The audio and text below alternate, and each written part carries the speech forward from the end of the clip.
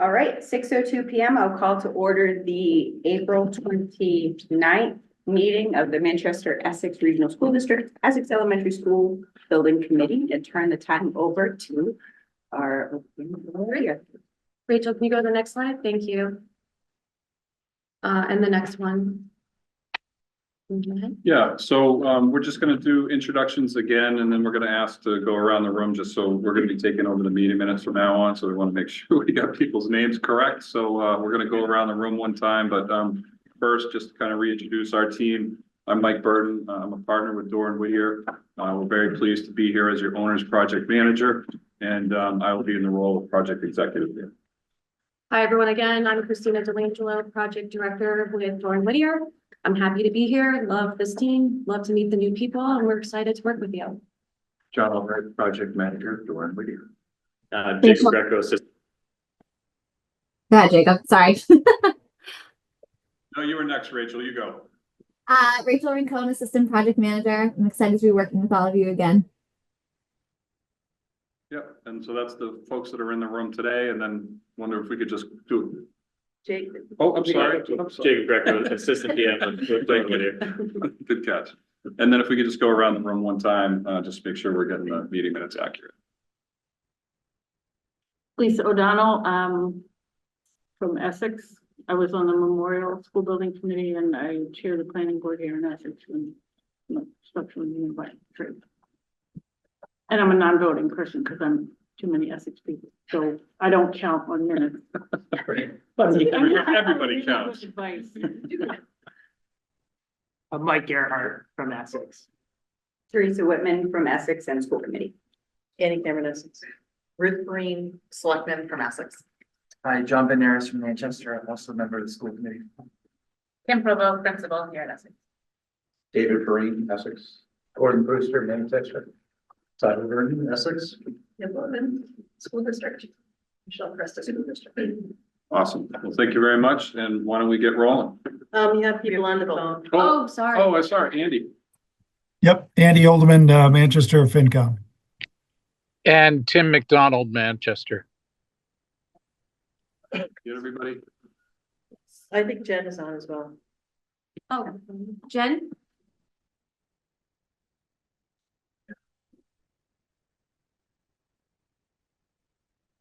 I don't think Jen's connected to audio. Oh, wait. So unmute for a second. I can hear you. Thank you. Okay. Alrighty, so the next agenda topic is previous topics and meeting minutes, and we are looking for a vote from your March 25th, 2025 meeting minutes for approval. So moved. Second. All those in favor. You do the minutes. Okay, I thought they were doing that. We are now going to be doing the meeting minutes, so Okay. we will have that baton get passed over. But you still do the approval. But for the approval, yeah. All in favor? Aye. Hi. Any opposed? Hi. Any abstaining? That's unanimous. Okay. Rachel, next slide, please. So the next topic is in relation to the designer RFS, the request for services that we've been working on with the district as well as with the MSBA. We just wanted to go over a brief timeline of what the MSBA module process looks like. There are 9 modules. We're currently in module number 2, which is forming the team. You've hired your OPM, and the next task is to hire the designer. We've been working with MSBA on the request for services, the language, the contract, or the request for services document. And if you go to the next slide, Rachel. We just wanted to go over what does the request for services look like and what does the designer selection panel look like. So the designer selection panel is comprised of 15 members that are board members from the MSBA, staff members, and industry professionals. And so within the designer selection panel, there are also 3 members that are going to be from the district itself, a CEO, superintendent, and school committee designee that will be represented on the designer selection panel in the process of hiring the actual designer itself. We are not going to be choosing who the 3 members are tonight, but we just wanted to highlight what the process is. And we'll be coming back to you in May to make that decision as far as who are the 3 members. As you will see, there is a CEO and superintendent, which is both Pam. Pam can have a designee as well for one of her positions. So we'll go through that at our next FBC meeting in May. Yes. I just want to go back to that slide and just Yeah. ask some questions about this. So this is the group before which we would present our selection of a designer. Yeah, so the process is a lot different from what you just went through with the OPM. Yeah. When you're hiring the OPM, you're more in the front seat driving the bus. With the designers, it's your 3 members of an 18 or so member, is it 18? There's 15 from the designer selection Yeah, so panel. 18 including the And 3. Yeah. So you get 3 votes out of 18 people. Okay. And so MSBA historically has been, very focused on spreading the work. So they're very in tune with people's workloads. They are trying to, the MSBA has been putting out a lot more projects than they have over the last 5 or so years. So there's a lot of work out there, and what they're trying to do is make sure that, you know, all designers are being treated fairly. And we saw that in Manchester to a certain extent. You know, when we ultimately ended up with JCJ, which, you know, worked out in the end. We had some reservations in the beginning, but, you know, it worked out in the end. So you're not really in the front seat, you're kind of in the passenger seat here. But what I can tell you is that those 3 people that go to that meeting, whoever does the speaking, and there's usually one, they listen. They do listen. And so they ask us to, when we're going to walk through the dates and everything, but essentially we're going to get proposals. Everybody's going to have the ability to look at them and make their own opinions. But what they do not want you to do is rank them. They want the 3 members to keep an open mind going into this committee meeting. And so that's what they ask to do. The reality is people are going to do their own ranking. And so we can talk about that and we'll figure that out. But that's essentially how the MSBA looks at it, is that they want you to have an open mind. You could go in there with an opinion, an idea, and you can advocate for that. And most of the time they do listen. Okay. There's a couple people on that list that are the regulars to kind of promote the underdog. And that's okay. It's part of the process. Like I said, 9 out of 10 times we usually get the designer that we want. But if you have 18 or 15 other people and 3 representing us, is it weighted? I mean, because you're always going to lose a vote if you only have 3 out of. I wouldn't say so. No. They're looking at it from the district's perspective. They want to hear from your review of the proposals, open-minded, what, you know, designer you think would be best for your project. And so I think that if you present a case of saying why you feel that one designer is stronger than any other designers that have, you know, submitted proposals and or have gone to the interview phase, they're going to listen to you. They want to hear what's best for the district.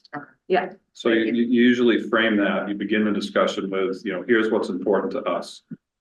Experience with similar sized projects, the experience of the staff, workload, like those are the top 3. And then you can come up with as many as you want. But usually if you focus on those 3 things and you keep going back to those 3 key points, they listen. Yeah. It's like who you pick to be your spokesperson. Matters. Yeah. Yeah, well, I guess for me, knowing a couple of the architects that we've worked with, I just want to make sure we don't get stuck with them again. Right. But you know what, though, I will say, to that conversation right there, I think that it does come down to the project team a lot as well. You know, I've worked with a lot of different architects and construction companies, and they could be a great construction company, but their project team wasn't that strong. So I really, to me, the project team means a lot, and we have, you know, a lot of different criteria that we look at when we're reviewing proposals to understand what's best for the district and the project. Thank you. So hearing that they do listen and take that into account, knowing that there's only 3 from here and that sort of thing, what might be some reasons other than perhaps a grander knowledge of workload and trying to distribute that this group might not be in support of? Well, if somebody had a bad experience with a firm, Mhm. that's certainly a point. Okay. Right? This is all a very public process, and so we try and do it, so we don't want to shame anybody. Right. Right? We're not looking to, you know, call people out, you know, it's more about advocating for the one that you want than it is about pointing out the things that you don't like, and you can walk that fine line. So under the Manchester project, under the Memorial School project, for example.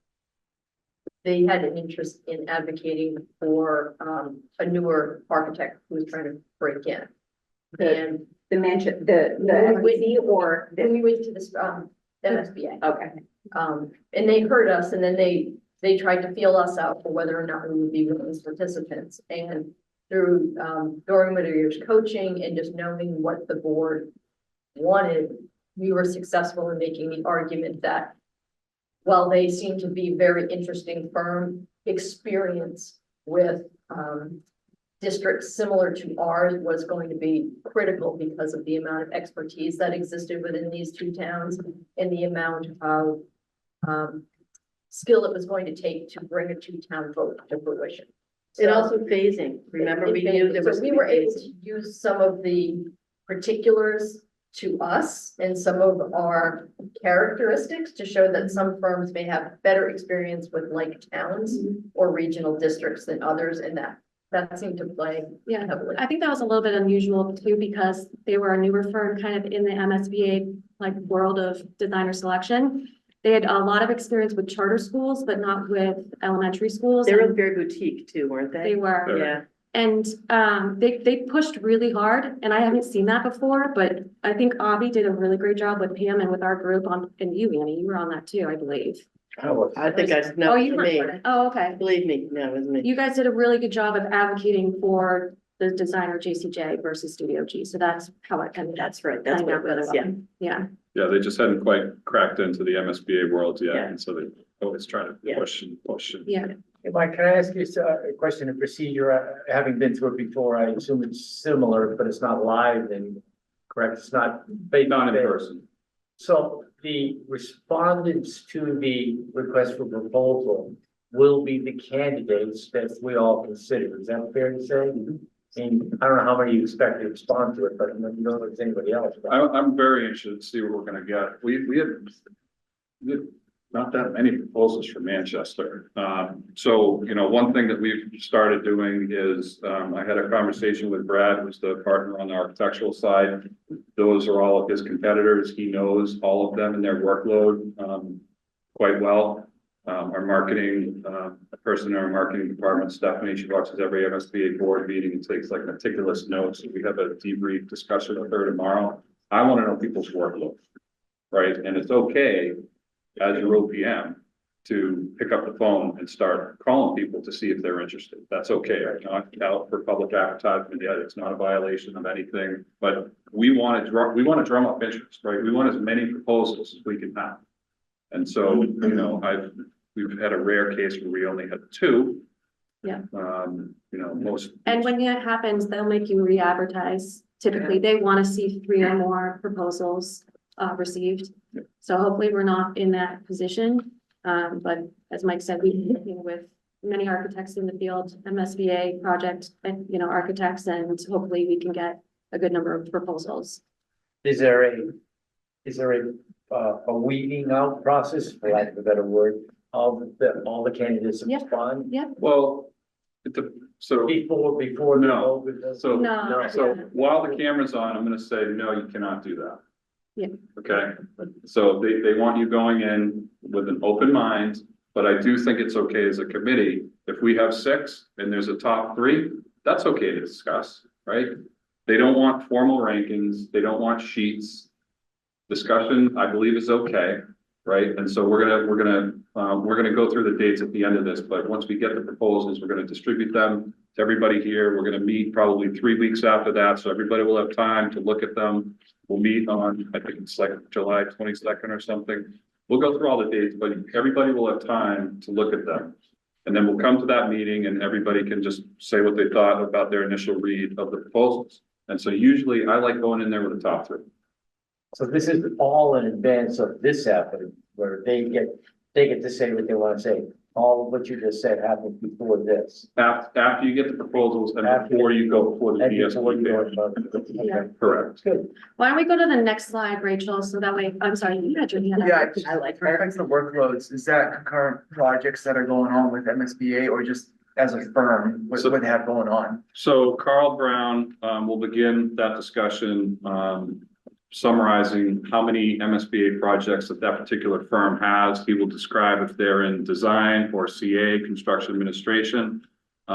The more firms that have current design, that's a problem. But when they're in CA, you know, they're down to their one or two, but you know, so for architects, design, that's the bulk of the job, right? So it's kind of opposite of OPMs. Yeah.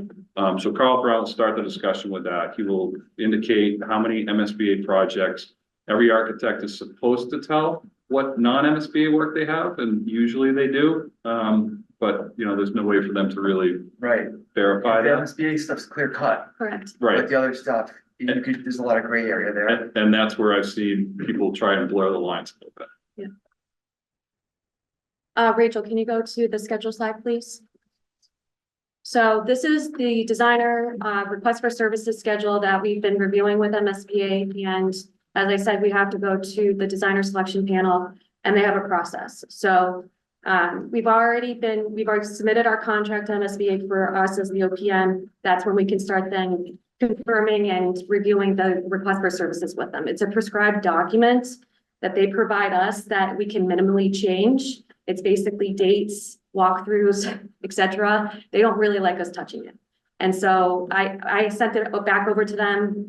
We have till the 21st to have the final review with MSBA, and then they give it their blessing that we can then solicit it.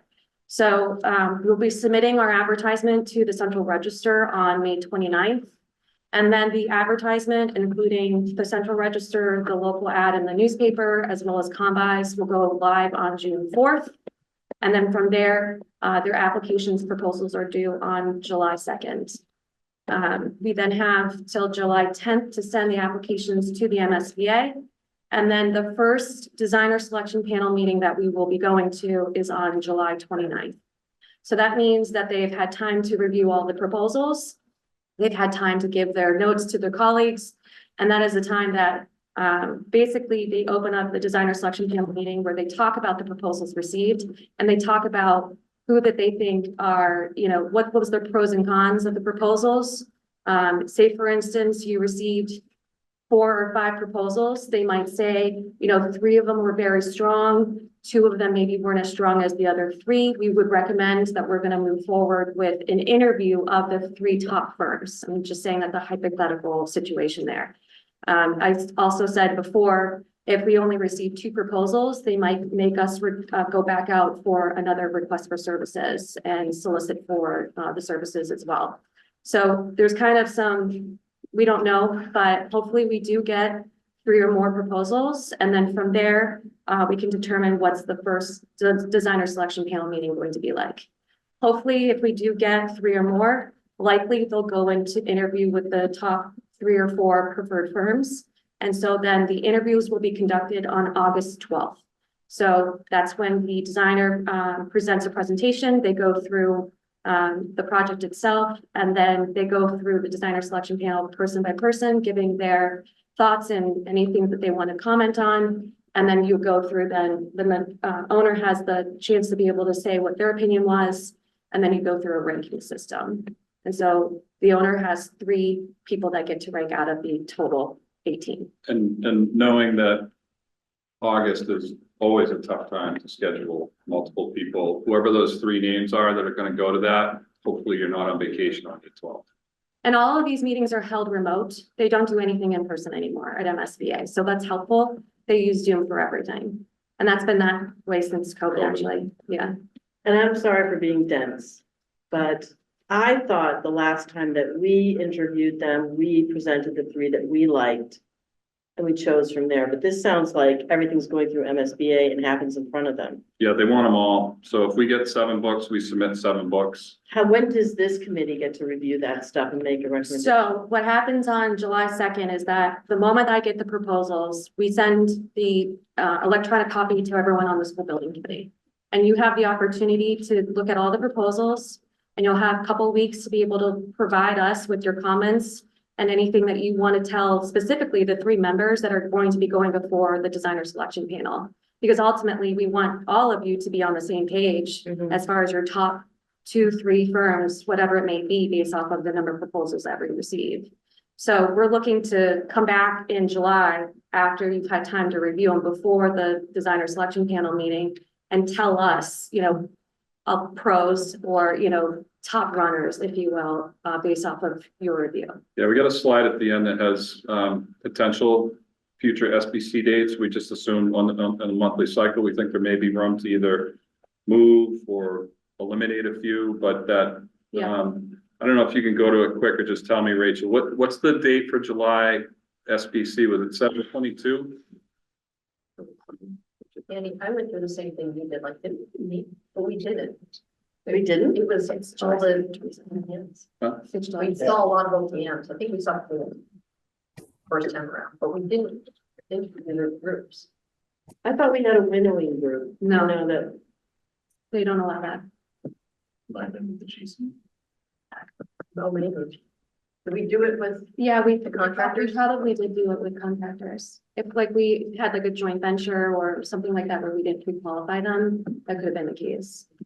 Yeah, the designers, it's very unique to MSBA. I'm not quite sure why they do it this way, but this is how they've done it for a long time, and they're starting to, what you just went through on the OPM side, that's recent, Yeah. within the last 5 years or so. There was no OPM review panel before. It was 100% the owner, and so they like to step in a little bit more and more, and so so the OPM and CM, those are kind of completely different, but than DSP. So Rachel, can you go back to the slide that asks for the vote for the request for services, please? Yep. Sorry. So that is normally the vote that we're looking for again, because it's an MSBA request for services document that we have to follow. We're looking for your approval to solicit the designer RFS based off of MSBA review and approval. Make a motion to solicit designer RFS based on MSBA review and approval. There a second? second? Any discussion? All in favor? Aye. Any opposed? Any abstain? May I ask a question? I know the vote's already out here. My mind is working slower than you guys are. So is this just standard document here? There's nothing specific about Well, yes, our. dates and names about the only thing we can change. and a project description. There's a project description that's included. It's basically the same information that's in your statement of interest and the same Okay. information that you included in the request for services for the OPM as well. Okay, so there is something about us unique to us 100%, yes. in this thing, because that's important. It's the same information that, like I said, that's in your statement of interest and what was used in the request for services for the OPM. Perfect. All right. Let's go on to the next agenda topic. So town-owned land. This is something that we wanted to talk about as far as I reminded you all that we're in the forming the team module 2 right now.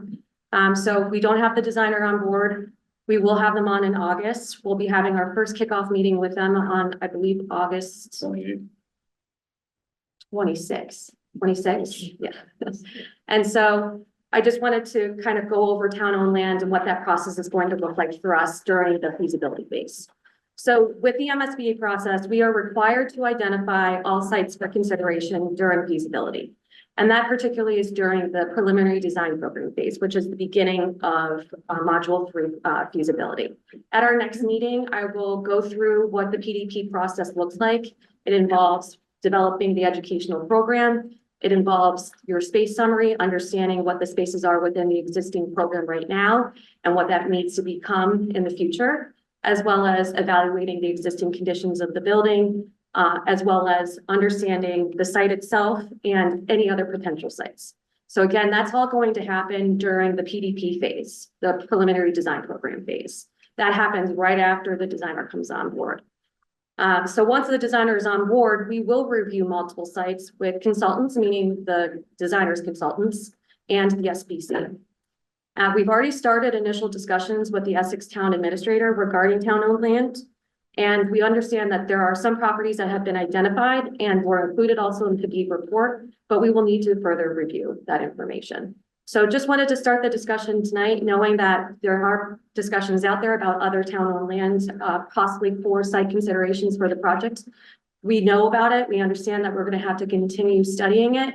And as soon as the designer is on board, we're making sure that it's a priority during the PDP phase. The idea here is, we try and do as much legwork for the design team as we can, because we're gonna be here for a couple months waiting for it. And so to the extent that we can do as much of that, legwork, it's just, they hit the ground running. So understanding and starting the discussion about town-owned land's a big one. We want to dig up every single thing we can on this existing facility, which we've already done. We've already started discussing that. You know, ed program's a big one. You remember all that stuff we went through, and although the design team will help you with that to the extent that you can get it, you know, as teed up as you can in advance. These are all things that we can do to just make them more productive when they get here. We're gonna be pushing a little bit hard because we have a town meeting and we're gonna talk about dates. We have a town meeting that we're gonna try and hit. And so in order to do that, we just gotta get this legwork done now. Right, right. So Christine, before you go, oh, sorry, Andy, go ahead. I will always yield to you. Do we know what the qualifications are, like the acreage and remember, I don't remember all those. How do you determine that? What's the? Usually we just start with a list of all town-owned land. Yep. Doesn't matter how big or small. Start with that list. And then in Manchester, didn't we have like 12? Yeah, a lot of sites. You just kind of What- put it through a machine, right? Like, Yeah. You have to prove, the MSBA wants you to prove to them that you have evaluated all options, including other sites. And so we start with a list of all the town-owned lands, right? Then most of them are very quickly disqualified because of their size. okay, Others because of wetlands, others because of whatever. So, but we gotta start with that list of everything. Then quickly we can just say, no, no, no, no, no, no, no, and try and winnow that down to, you know, Yeah.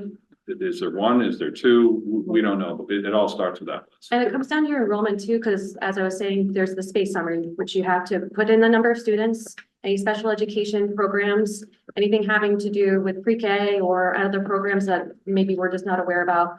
And that kind of determines your building size and your footprint. And that then determines how much that you need to build, right, on. And so those will all happen within the preliminary design program phase. And we can have an initial discussion about winnowing that list down before the designer gets here, but really this is something they're supposed to be doing. Okay. We're just trying to get stuff done and make it easier for them when they get here. Gordon, what was So I think Mike just answered my question here. So by gathering this information, this is baseline information. There's no presumption of a particular favored option at this point at all. That's right. That we stay here, renovate, expand, move to another site. This is the baseline. That's exactly right. Okay. So how are we working in the idea that we have to winnow down the town-owned land, but we have two options of configuration for town of Essex that have 165 versus 250 students? At what point do we need to incorporate that into this discussion? I think that will definitely be part of the discussion, because obviously size matters, enrollment matters. Concurrent. So concurrently, yes. Yes, we would have to assume both scenarios, and there may be one where you could fit this size building, but not this. And so we would have to, for each enrollment, we'll have its own column, and, you know, so that will be concurrent. Thank you. So this would also include Manchester Memorial as well, you know, considering. I don't think we need to look at land in all of Manchester, but we do need to Not look land at so the much, site. but the building in Correct. Manchester Elementary and Memorial will be correct? one of the potential options. Correct. Okay. Yeah, because obviously it's a combined schools project. Right. Yeah. How much of that can we do in the interim period? Like what? How much analysis of feasibility of memorials, or do we have to wait? We do, but, we can certainly start discussing it. I think it's better when the design team is on board. I certainly have my own opinions, but I'm gonna keep it to myself until, the time is appropriate.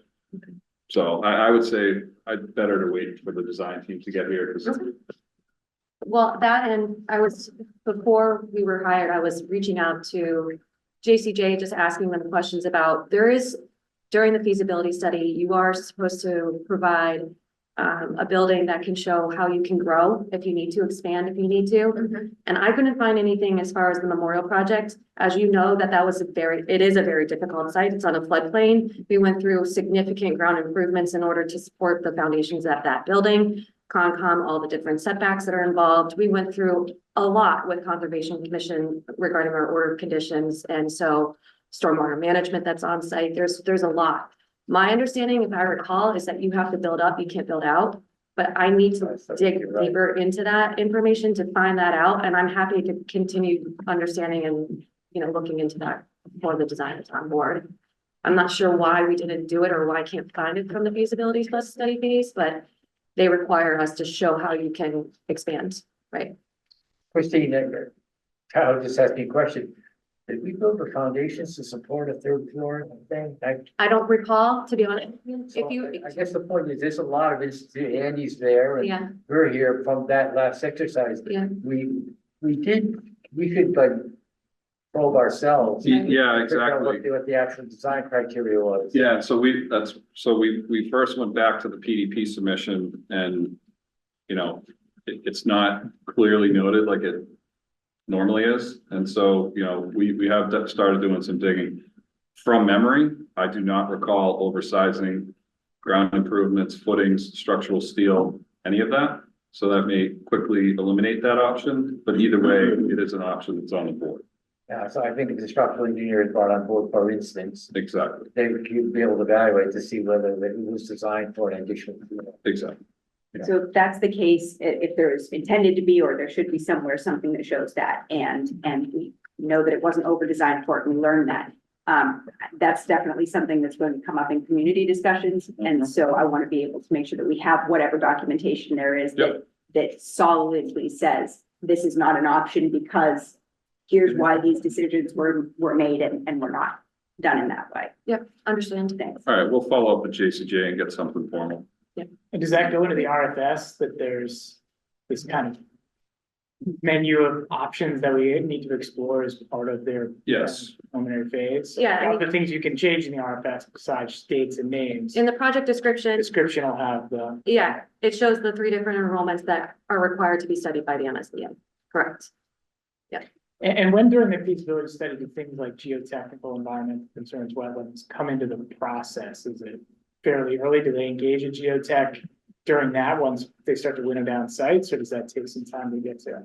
Things like utilities, wetlands, ground improvements drive so much of the cost besides the structure. When they're on board, their consultants come with them, and so they're going to, make a recommendation as far as number of services that they're going to need, especially geotechnical and geoenvironmental. I will say though, if you're considering multiple sites, you're using a geotech and geoenvironmental consultant on multiple sites, which costs double the amount that it would be for just one site there. So those are all considerations that we have to understand if you are very much considering any other site besides the building or the project site that's here right now.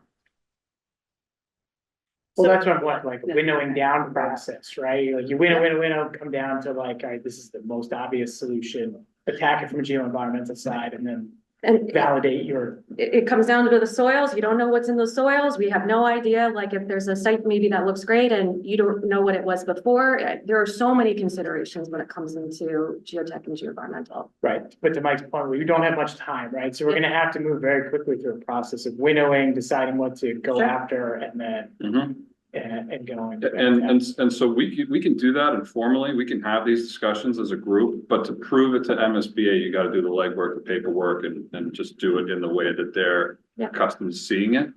And they don't really care. They just want you to put it in the right spot, and they're not going to impose or say we think it should be there or not be there. They don't really care. They just want to check that box that says they looked at it. How recently can any of that work have been done? Can it be stuff that's already taking place? But I'm just wondering, I know Apple Street was just purchased recently, and if that's something the town wants to consider, did that sort of testing take place? It seems you didn't do anything.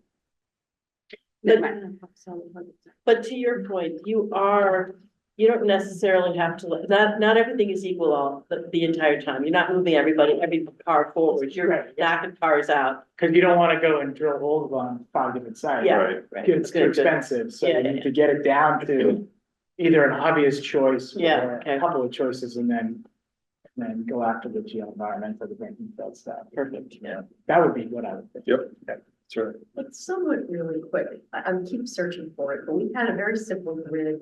Yep. With the memorial sites. Green One and was red like walls. adjacent to a firing range. That got ruled out really quick. We didn't do any geotech, right? One was an old brown site, so everyone agreed pretty quickly that we didn't want to, buy trouble and build on a Yeah. former chemical dump. So like things that were really good ideas and may have other purposes got chipped out quick, and then we got down to a couple more. Yep. And there was just like a ranking scale. So that, all of that's coming. Yeah, I mean, as much information that we can provide the designer before they come on board or as they're coming on board, we can have those discussions right away with them as well.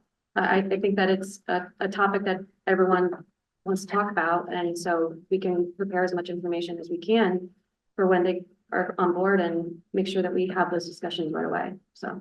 So I think this is where maybe I'm just missing one piece, which is someone had asked, are there some things that that we can start looking into? So for instance, I think of Apple Street, I think getting a bus, I think sidewalk, that sort of thing. Are there things that We don't automatically do do this? anything. No, but that we can understand, are there resources we can be looking at to understand some of this? They're gonna ask town side for everything they have on these sites. They're gonna ask our JCJ for everything they have on Memorial, and they're gonna start compiling it. Yep. And they'll report to us and we can give feedback, but there's nothing that, we're not really a working group, we're more a decider group. They're gonna lay things out for us and we're gonna weigh in and ask questions and then decide. So yeah, we just need to make sure they're aware of everything that people are considering. Got it. Yep. And let them go to work. And just so folks know, in general, on any MSBA project, the property line itself and is in the MSBA project. In other words, if you were widening a road or adding a street light, that is not, if it's outside that property line, that is not something that the MSBA reimburses on. So keep that in mind as we're going through this site evaluation piece. And a land acquisition would fall into that same category. I don't know if it's in that same category, but they won't sign a project funding agreement until that land is 100% in the town's ownership. So if it's in flux, you can keep going, and so I don't know if I want to go down the rabbit hole, but we do have a slide that has all the modules. And as we said, we're in module 2, 3 is feasibility, 4 is schematic design. And at the end of schematic design, that's when we're going to go to the town vote. And so if you don't have 100% control of that parcel, they won't sign your project funding agreement and they won't reimburse anything further. So we've had some towns where it got held up for a year. And the MSBA will make good on it. But, they're not going to take the risk of investing more funds if you don't own it. So, hope that answers the question. And we're only looking at town-owned land. We're not considering any private properties, because I think for the high school project, we did look at, right? We was, Yeah, oh my God, tromping around all of Essex in Manchester on the building, the middle school, high school, was Yeah. amazing. We looked at every available piece of land. I was just told town owned only. yeah, no, I just, Yeah. yeah. Yeah, the only land acquisitions I've seen are like usually when you're doing a big high school and there's like 1 or 2 houses that, kind of would improve the site. But I don't know that I can think of any examples of buying an entire new school site. This was trying to find land between the 2 towns on Southern Avenue, so Oh, that's why we were looking at some of those properties, but I don't think it's necessary. We have some opportunities here, so, okay, thank you. I have just one final question, sorry.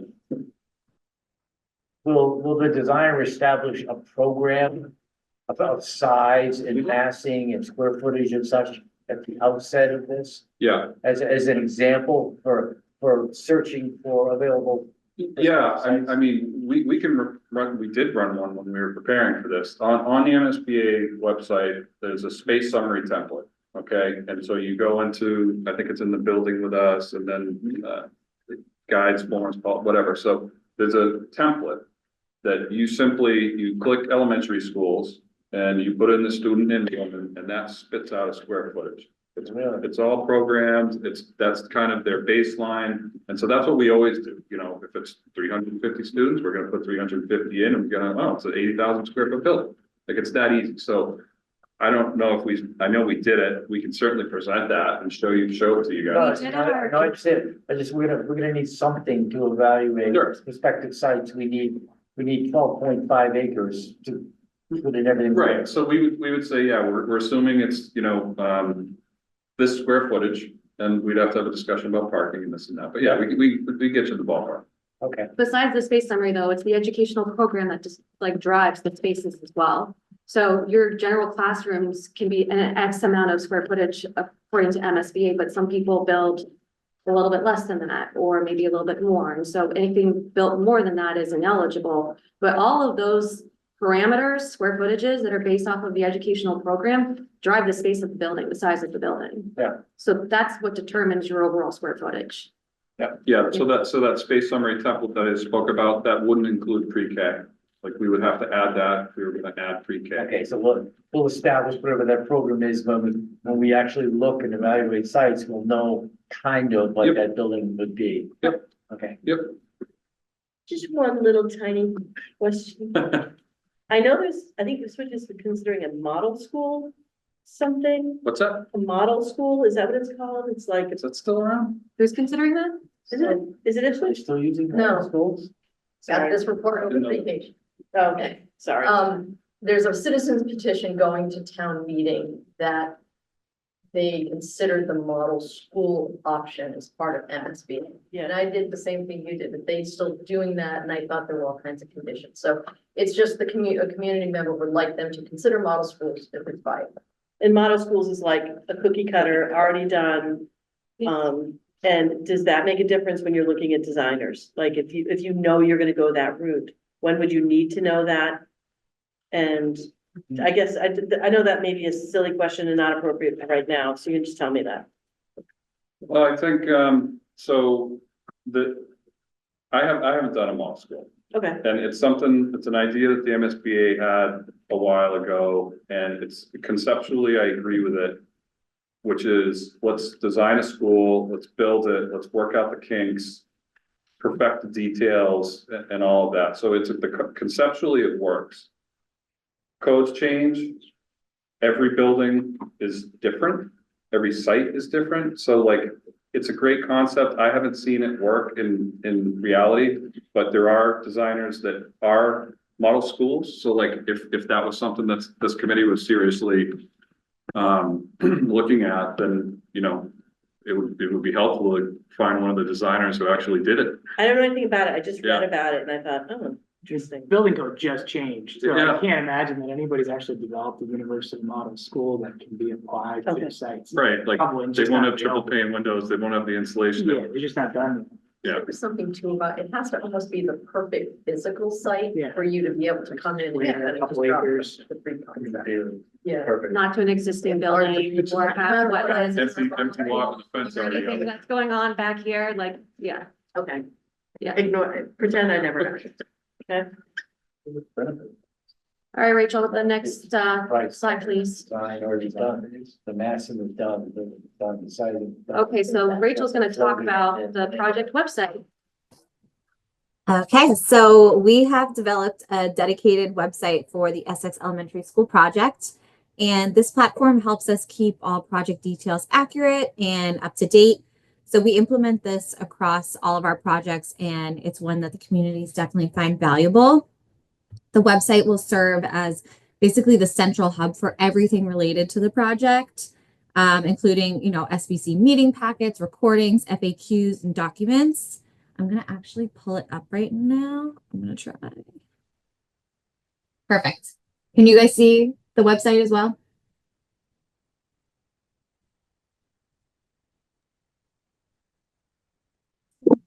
I can see it.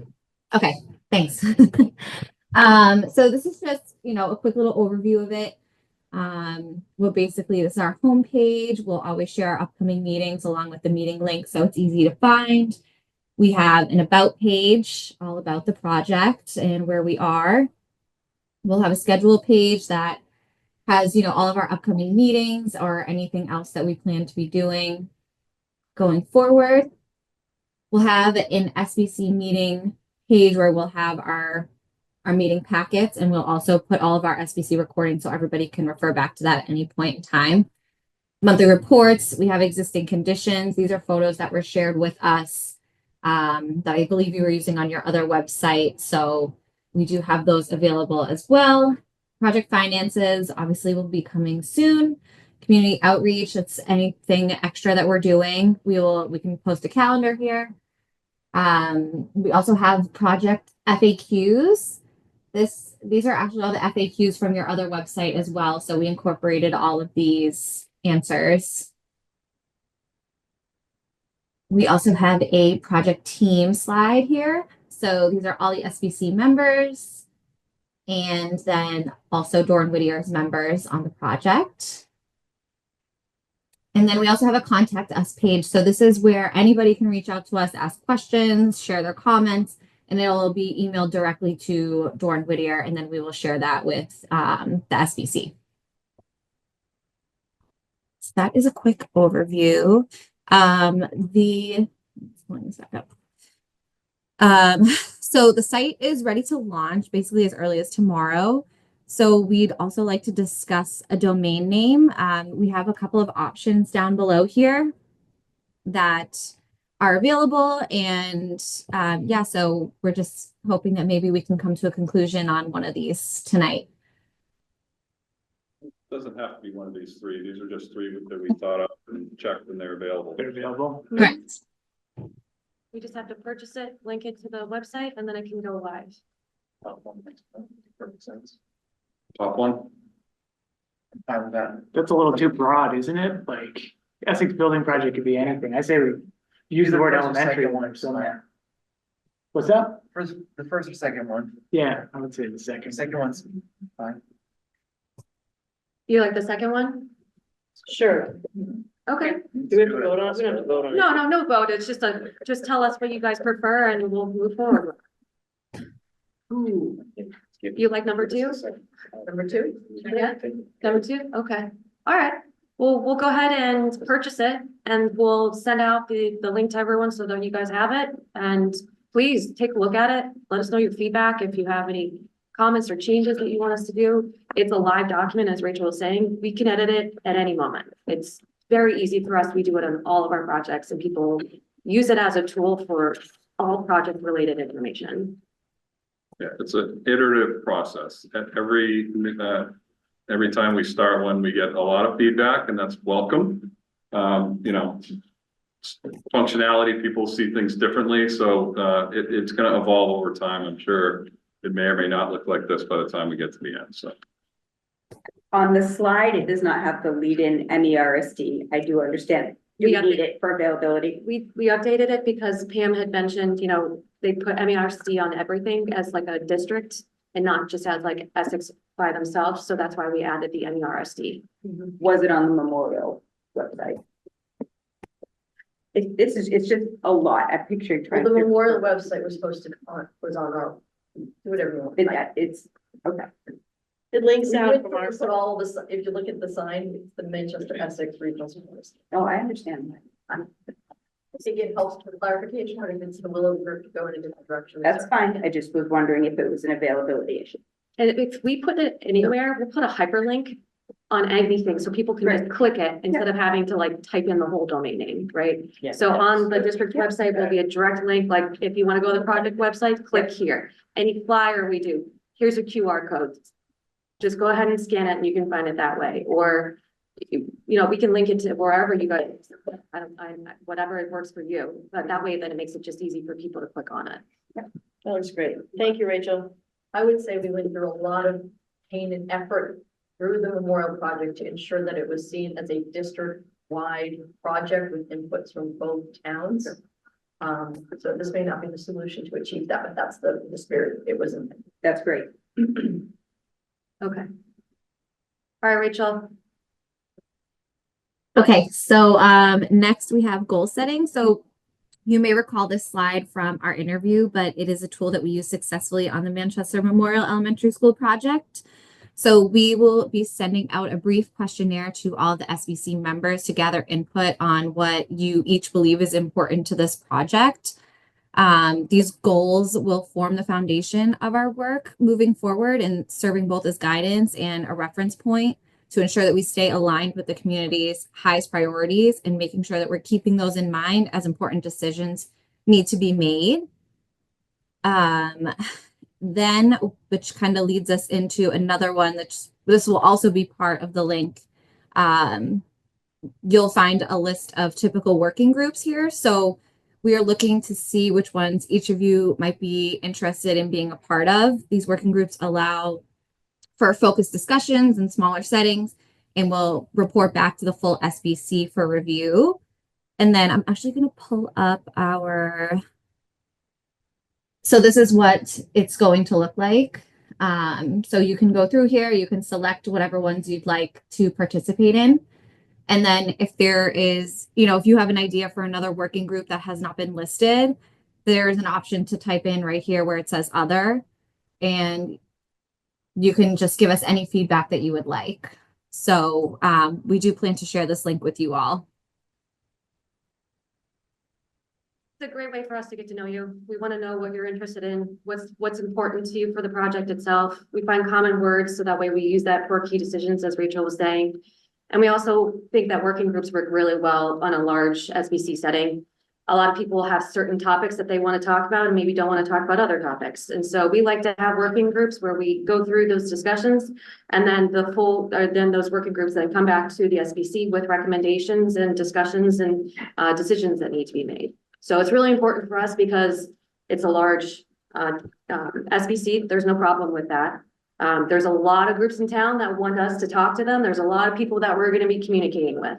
And so it's a great way for us to have side groups that come back and then talk to the SBC. So we want to know what you are interested in for the project.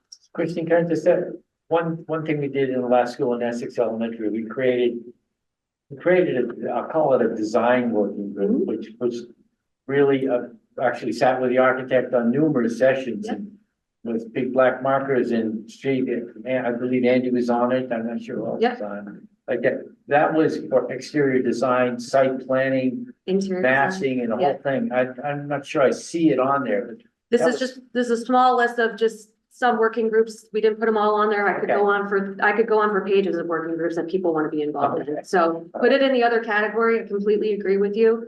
And a lot of our projects we have specifically in the schematic design phase where people want to talk about those topics. Yeah. Mapping, the actual like building itself, what it looks like from a scale perspective. What wing of the building should, maybe special education go? Like those are all really important decisions that have to be made. And of course, we want to hear from people that are interested in talking about it. So, I mean, in the beginning, until we get the designer on board, it's gonna be a little slow. But once they're on board, like I said, we're gonna be pushing pretty hard. And so what this allows us to do is use the skill sets of each of the members. People have construction background, engineering backgrounds, educational backgrounds. And it's to find using what's in your wheelhouse, what you're comfortable with, what makes sense for me to weigh in on that, other people with other backgrounds may not. So it allows us to work a lot more nimble. It's hard with larger committees to, do a lot of the sausage making at the SBC meeting. So by doing the working groups, you get a lot of that legwork done with the representatives from the committee that have that background. Yeah. And it usually helps people move the process. Yeah, we're great before. Yeah, so Rachel will send out the Google Forms link to everyone on the building committee. And you can, we'll give you like 2 weeks time frame to fill it out. Shouldn't take that long. You want to start gathering the information and then we can talk about it at the next SBC meeting. We'll add a faculty member going into the fall, like we did last time, once we have the designer on board and Perfect. have greater input there. Do they still do the, that visioning workshop? Yeah. Oh, yeah. Yeah, that's like the first thing that we're gonna do when the designer is on board is schedule visioning and going through programming. And if people have the question of kind of where does the education professional perspective come in, that's geared mostly toward teaching group and getting their inputs on what they need in terms of space, organization, program needs. And so timing wise, it's actually not bad. We're getting the architect on board. For all intents and purposes, call it September 1st. I know that the first couple of weeks are gonna be busy, but like in terms of, you know, they're not coming in June and there's no educators to talk to, right? So timing wise, I that, feel like we're following a very similar time Yeah. for the first. I think I did it in like October, November. Yeah, it was very similar. Good segue into our next agenda topic, upcoming meetings. So, we do have an SBC meeting just following the regular schedule, fourth Tuesday of every month. May 27th, Pam and Michelle both have a conflict, so we're gonna work with them on that date. We'll come back to the building committee, with a different date for that. I think, Well, here's an idea. We were gonna say, as I just said, until the designer is on board, there's not that much to do. But we can do is talk about, you know, we want to kind of prep you and the community, anybody who may be watching. We want to do a deep dive into the MSBA module process to explain the steps so everybody understands that. So we had just targeted that for the next meeting. If the 27th doesn't work, we could, and I'm just throwing out ideas, we could skip that one, do that one in June. And then July is when we're looking at designer proposals, right? yeah, I mean, so we can come back to the building committee and talk through proposals. Again, we want to keep it very open-minded. They don't want, the SBC ranking proposals, so that would be something possible for that discussion. There is also an opportunity for just you to receive the proposals. When we get them on July 2nd, we give you a couple weeks to review them and provide back your feedback to the 3 DSP members that will be participating in the process. And then we can eliminate the July 22nd meeting and then just keep the June 24th meeting where we go through the MSBA process. Kind of up for discussion on I know July's a really tough time for people. So is any date in the summer, but you know, maybe we just move May 27th to June 24th and we eliminate July 22nd and we can come back in August. It's up to you. If there's not something critical that we'd be missing, I'm in favor. I think that makes a lot of sense. Yeah. Depending on what happens on May 5th and 12th.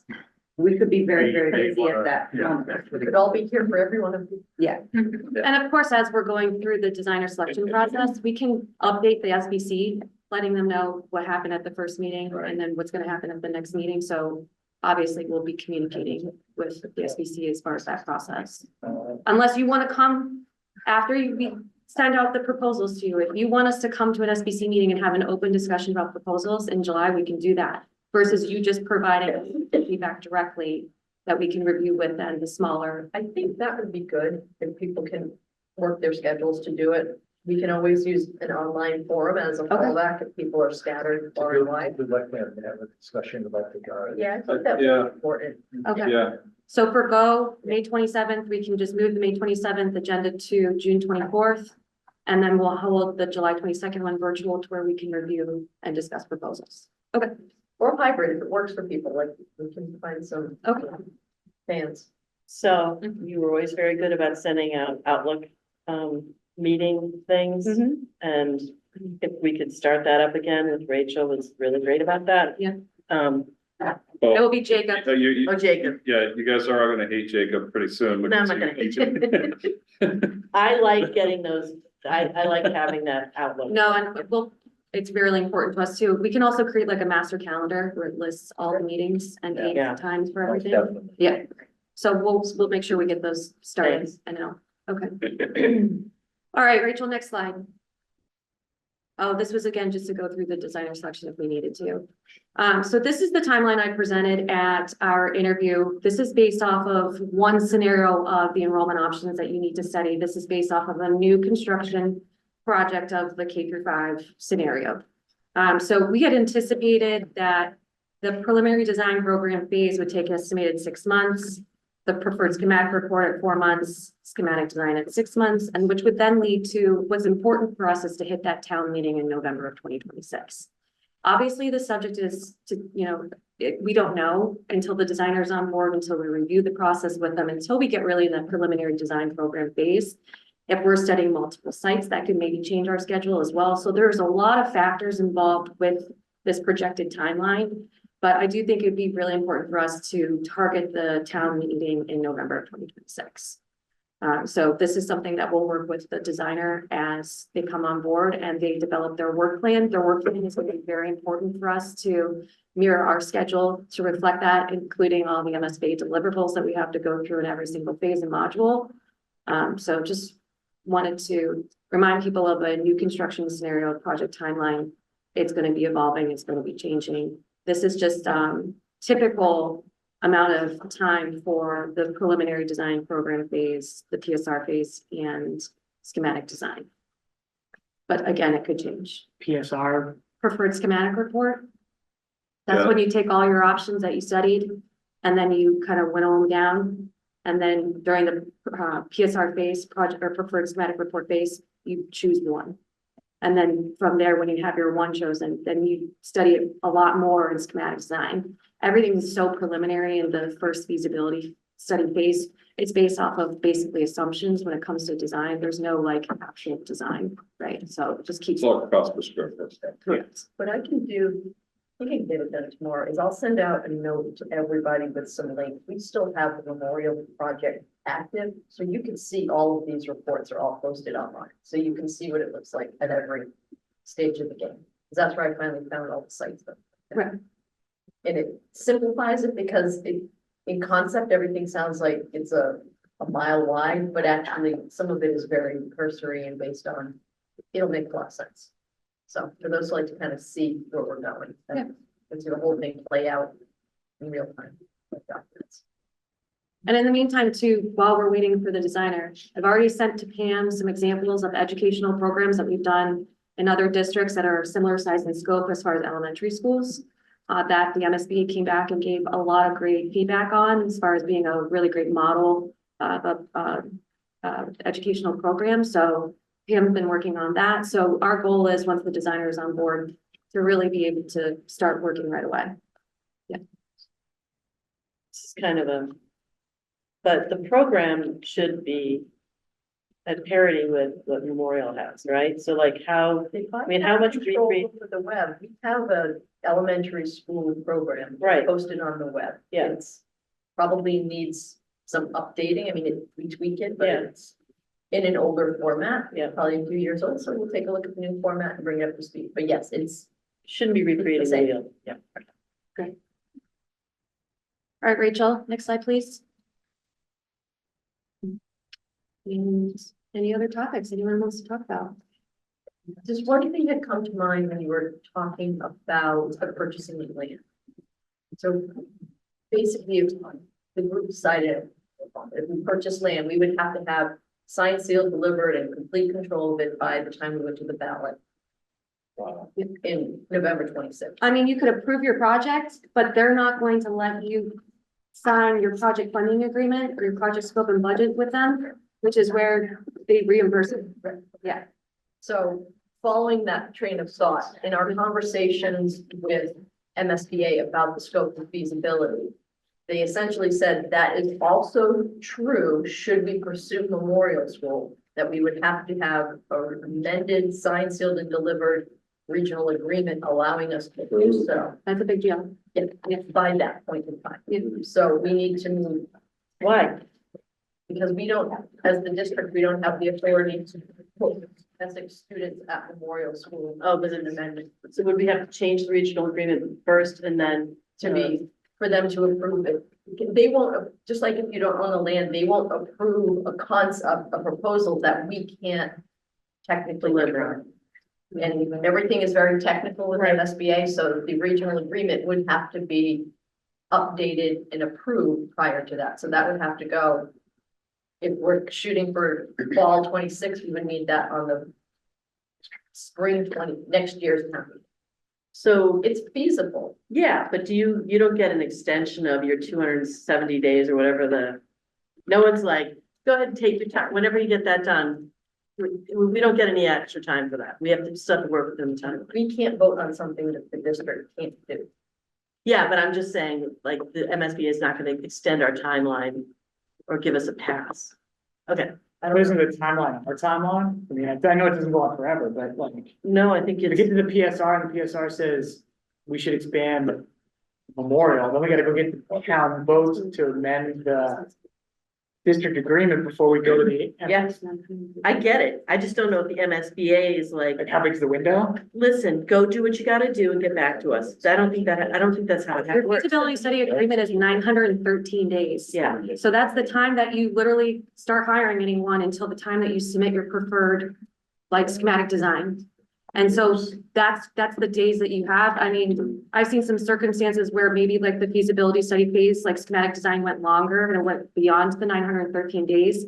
And you just have to provide them a response as far as why it's beyond the 913 days. But again, you will not be able to go past schematic design into project funding agreement until you have proof that shows that you went through the regional agreement process in order to get them to reimburse you. So town meeting November 2026 is within that time frame. Is spring town meeting 27 within that time frame still? I'll have to get back to you on that. I went through the designer RFS Just in and figured case. out what your 913 day was from the day that you signed your I feasibility think study. one of the OPMs actually proposed that, said spring rather than fall. I think said- strategically I we've said, had. I've been writing up false spring. Yeah. I mean, I don't know how you could go faster than what I've outlined. Oh, no, No. we're not asking. Yeah, slow down. Yeah, it would be with more. Yeah. One more minute. I'm just, Years. I'm not trying to, For a I'm year just trying to already. make everybody aware that in the order of operations, that's gonna be a big piece of work if we Right. start to pursue that. That's gonna be one of those lines that's gonna have like a red ball, right?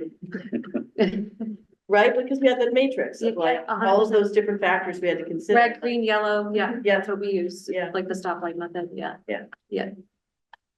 Okay, Yeah, and you know, the designer may come on board and say, well, hey, you guys want me to look at 2 or 3 sites? You got 3 different options. Thorne Whittier's schedule is too aggressive. I need more time.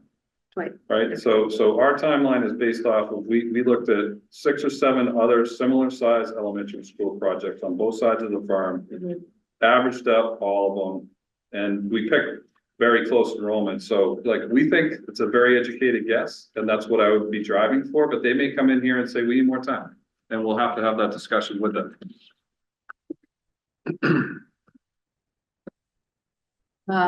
Any other topics anyone wanted to talk about? Okay. Public comment, do we have anyone online? I don't think we. I'll just say thank you all for doing this. It's exciting to see so many familiar faces for the continuity across the district, and that we're able to get such a jump with the Doran Whittier team that already knows us and is doing some like free work. So thank you. Thank you. Alrighty, Teresa. All right, I'll take a motion to adjourn. so moved. Is there a second? Second. Any discussion? All in favor? I. Aye. All right. Any opposed? Thank you very much. Thank you. Thank you. Thank you.